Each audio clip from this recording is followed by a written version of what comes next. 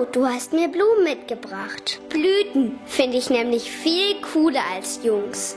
Wobei, die beiden Jungs sind eigentlich ganz okay. Tobias und David, meine Vermieter. Und ich bin übrigens Anne Lim, eine Honigbiene aus Stuttgart. Die beiden Imker handeln nach strengen Demeter-Richtlinien. Unsere tiefen Bedürfnisse sind ihnen viel wichtiger als Ertrag und Geschwindigkeit. Manchmal scheint es sogar, als wären sie richtig in mich verliebt.